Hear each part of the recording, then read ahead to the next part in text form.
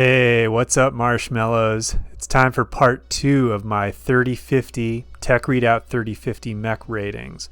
This one is going to be pretty quick because I'm going to be going through the letter B, and there are not that many B mechs in Tech Readout 3050. Just to remind you of the system, I'm going to be giving each mech a letter grade rating for its combat score and its battle value efficiency score. Right? So the combat score is how good is this thing for the tonnage, basically? How good is it for a mech of its tonnage in its role? You should think of this probably as, if I'm a campaign player, how much should I like this mech? How much should I want to acquire this mech? The battle value efficiency, it's rating how good the mech is compared with how much does it cost in terms of BV. So if you're a competitive player looking to take a mech for a tournament, this is my metric of how good the mech is for that purpose. How good should you think this mech is if you're thinking about taking it to a tournament? So we start out with the Banshee 5S. Now this is a really high-tech mech. This is a mech that's kind of focused on including a lot of exciting high-tech components on board. So if you look at the weapons, if you just look at the weapons arsenal on this mech, you're going to think, wow, impressive. Right, there's a lot of stuff going on. There's a Gauss rifle, 2 ERPPCs, plenty of nice backup weapons, medium lasers, SRM-6. These are the kind of weapons that you want to see on a powerful mech. Then you look over at the heat sinks and you see the heat sink balance. Things aren't looking so good. You got 14 double heat sinks. You can sink 28 heat on this thing, but you're doing 30 heat if you just fire those ERPPCs. And at long range, you're going to want to shoot the ERPPCs and the Gauss rifle. So you're going to be, even if you're standing still, you're going to be gaining 3 heat per turn. If you run, you're going to be gaining 5 heat, slowing yourself down. That's not good. You don't want that. Then you look over at the ammunition, and you see that there's only 8 rounds for that Gauss rifle. So you're going to have to be sitting on that rifle, holding it back, not firing it a lot of turns. And that's a really big disadvantage to accept from a mech's main weapon.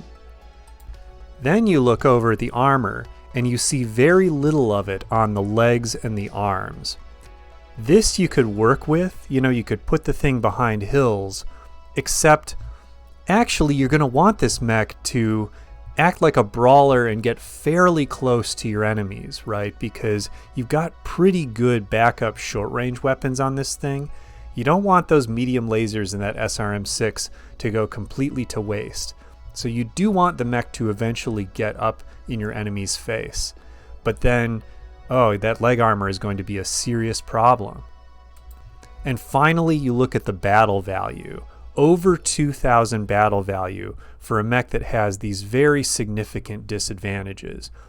If it's me, if I want to take a mech that's relatively brittle, an XL engine mech, and it sticks a Gauss rifle on top of that XL engine, which, as you know, I don't love that design configuration, right?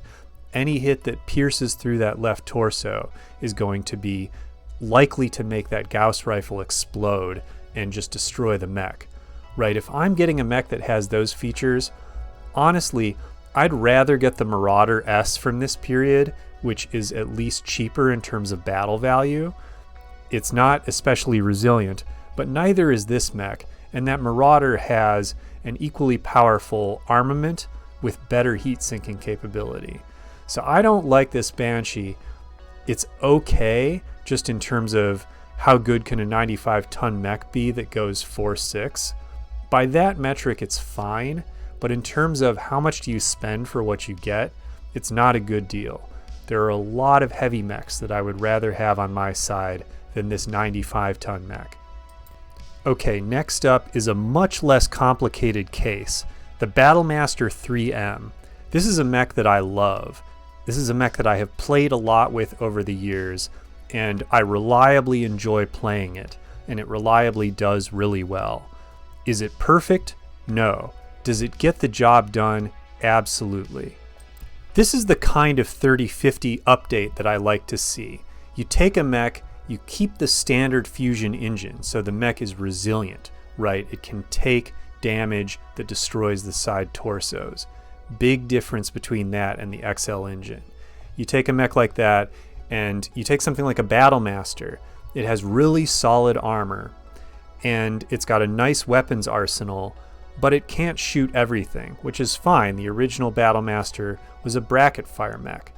But this mech, they update it with double heat sinks, and now all of a sudden it's cool as ice, and it can shoot all of its weapons, including that ERPPC, which works at short range with no minimum range. It can shoot all of its weapons at any mech that it gets right up next to. For a mech with the kind of hand-to-hand roll that the Battlemaster has, this is really a recipe for good performance. And you don't pay excessively for what you get in terms of battle value. This is a mech that's a pretty good deal for how much BV you're spending. You're spending under 1700 for something that's extremely resilient.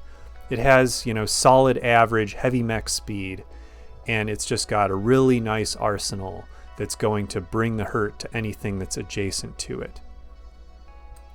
The left torso is a little bit explosive, but it's actually really nice that you have 2 tons of SRM-6 ammo there, because you can give it a ton of Infernos, which is extremely useful on a brawler mech.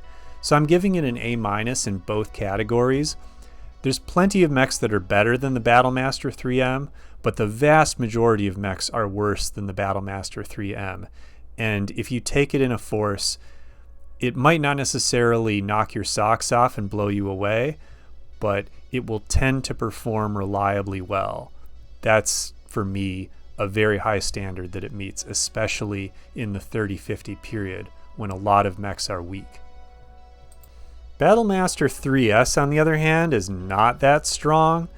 It's loaded up with medium pulse lasers instead of regular medium lasers, which would be nice on a jumping mech. It would be nice on a mech that's kind of fast, that it can reliably get right up next to the enemy.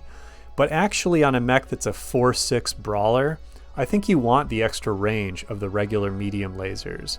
And that's maybe even usually better for you than the 2-hit bonus you get from the medium pulse lasers. Also, the LRM-20 just isn't such a nice weapon for this mech. It doesn't synchronize well with those pulse lasers. And, the mech's still got single heat sinks. It doesn't exactly have heat problems, but what's up with that, right? Why would you leave single heat sinks on board this thing? Finally, it's got that XL engine, so it's not going to be resilient like the Battlemaster 3M. Once you get through that side torso armor, and there are really only 27 points on those side torsos, once you get in there, there's a very good chance of this thing blowing up, especially because it's got ammunition in both of the side torsos. The only nice thing I can say about the Battlemaster 3S is that you get a pretty good battle value discount for how much less resilient and honestly how much less combat effective it is than the Battlemaster 3M. So it's not a terrible deal in terms of battle value, but if it's me, I'm not taking this mech into a competitive event. Not if I'm really serious about winning. I could take it to the local game store for a fun night in a battle value balance game, and it wouldn't be terrible. That's about where it is, and that's what I think of as the B rating. Now, the last chassis we're going to look at is the much maligned Blackjack. And honestly, to me, I have always felt that the Blackjack is maligned for a reason. If it had better armor, I could see liking it. If it had better weapons in lots of ways, I could see liking it. But the BJ2 Blackjack just to me illustrates what is so unimpressive about this mech. It's not disastrous. It's not absolutely terrible. It's just unimpressive. 2 ER large lasers, not the world's greatest main weapon by any means.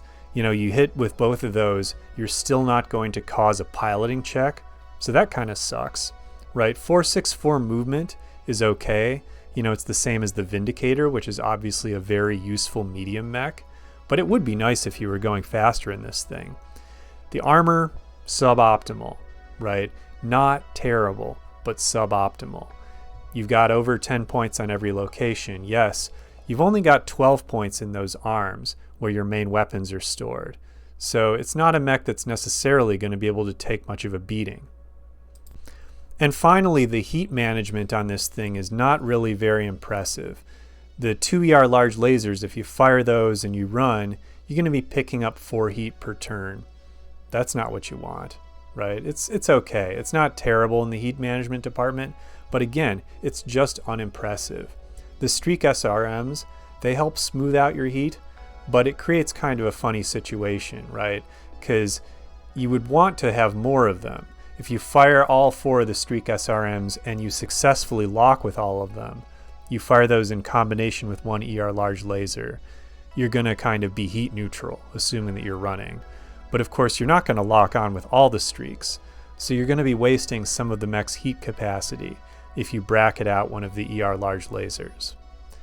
Yeah, the jump jets are useful. For the battle value, it's not terrible, but you know, as with the previous Battlemaster we looked at, I wouldn't be especially strongly inclined to take this mech if I wanted to really win. The BJ3 Blackjack is definitely a lot better. It still has the same unimpressive armor profile. That's not so great. But the main weapons are PPCs, so this thing can cause a piloting check at range. And it's an energy-only design, so it doesn't have explosive ammo as a threat to it. PPCs are a great main weapon. Medium lasers are a great secondary weapon. Kind of a solid mech, except in the armor department. But if you want something that's going to fill this kind of standard trooper role that it looks like the BJ3 Blackjack is trying to fill, you know, armor is a pretty important factor for a mech that fills that role. The armor is not so bad. You know, it's not that much weaker than the Vindicator, and I think of the Vindicator as kind of a standard that this mech should perhaps be held to. It's not that much weaker in the armor department than the Vindicator, and in the weapon department it is superior, because those PPCs and those medium lasers are bringing a considerable amount of firepower over and above what the Vindicator brings. But the battle value on this mech is just kind of inching up there, you know? You could almost take a 3025 Thunderbolt for the battle value price of this mech, and I would much rather have that Thunderbolt than I would have this Blackjack BJ3. So it's an okay mech. It's a mech that has some strengths. I could see using it, but it's not impressing me very much.